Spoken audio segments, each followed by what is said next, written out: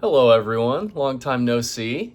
It's been a minute, but a lot's been happening. I applied to PhD programs and I'm also trying to navigate like a kind of a career switch. But that's not what this video is about. This video is my critique of my sin video. Where did I miss the mark?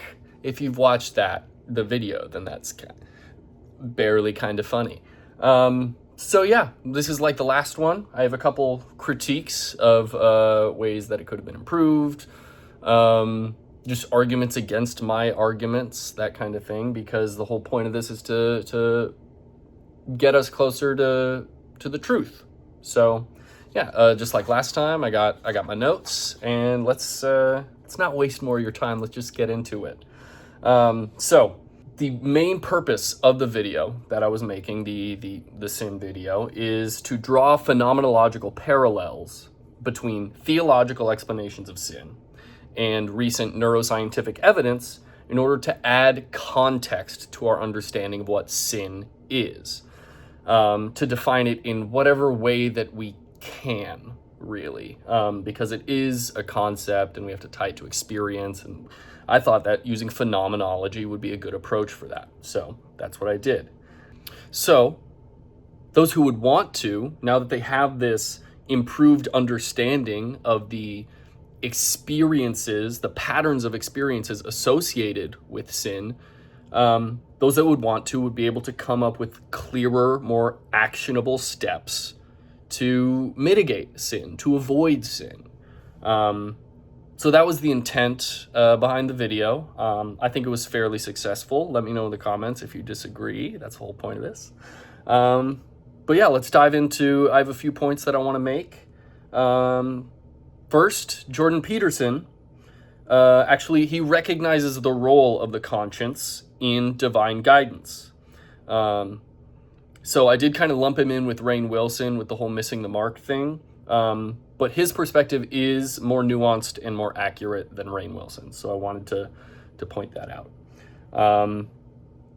Critique number 2, I could have conducted a more systematic thematic analysis by reporting more of the process. When you do this in the form of a rigorous, peer-reviewed, published scientific study, you write down, you show every single step, because that's how you get reproducibility. That's just basic open science best practices. I did not do that because I have to optimize as best I can for retention. Yeah, so I could have reported that more clearly and openly, though I do think it was a generally accurate thematic analysis. All right, the next one, related, because I did a thematic analysis on St. Augustine and St. Aquinas. I could have incorporated others. I only used those two, but tons of other people had their own perspectives. There's a trade-off, though, with all of that. So, like, if I incorporate Martin Luther or John Calvin, then that would keep the concept specifically oriented to Protestants.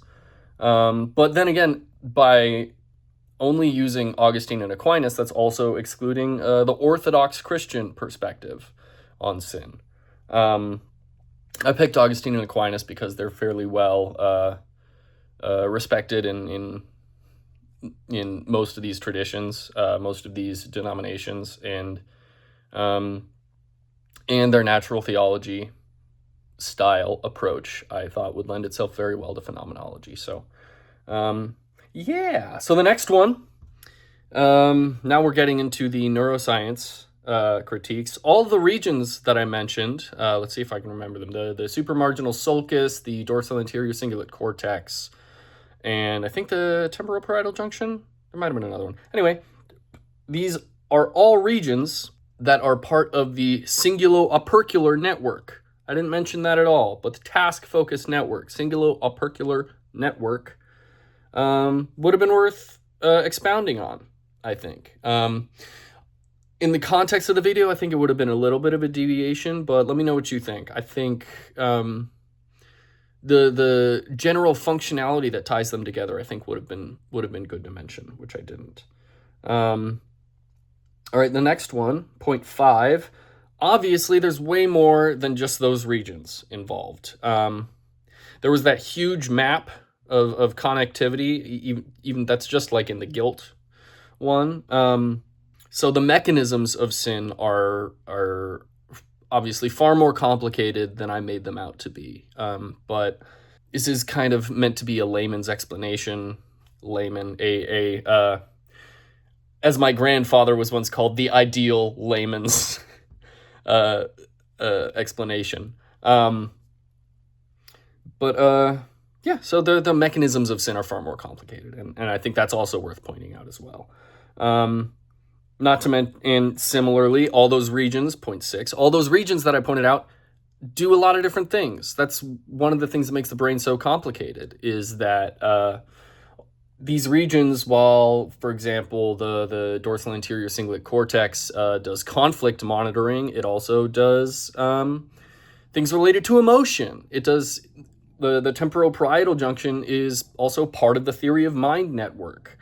Breakdowns of the TPJ are associated with auditory hallucinations and schizophrenia, because you can't tell the source of the thoughts that you're having. You think that they're coming from outside or some weird intermediary transjective space, which is like, it's so cool.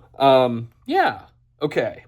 Two more points, and then I'll let you go. First, it's been pointed out to me parasocially by a biblical scholar that I respect a lot, Dan McClellan. All right, let's see it. That the approach that I took to looking at the etymology of the word sin, especially using Strong's Concordance, made me fall prey to a fallacy called the illegitimate totality transfer, which essentially, it's a fallacy where when you have a list of meanings of a word in a concordance like Strong's Concordance, the fallacy is thinking that all the meanings of that word are legitimate in all contexts of that word. So if the word is used here, here, and here, every definition of that word is valid here, here, and here, when that's not the case necessarily. I've also found out that there are updated lexicons which are more respected for use than Strong's Concordance in formal academia. For the Old Testament, a Hebrew and Aramaic lexicon of the Old Testament by Kohler and Baumgartner. And for the New Testament, a Greek-English lexicon of the New Testament and early Christian literature. And I didn't write down the author, but it's right there. So that's a great. I want to get those books at some point. They cost money, but they seem like it would be worth the investment. So those are going on my Amazon wish list. Finally, the last point that I have, my last critique of me. Okay, I'm just going to read this because it used a lot of big words, but then I'll explain it, hopefully. My critique is of my approach.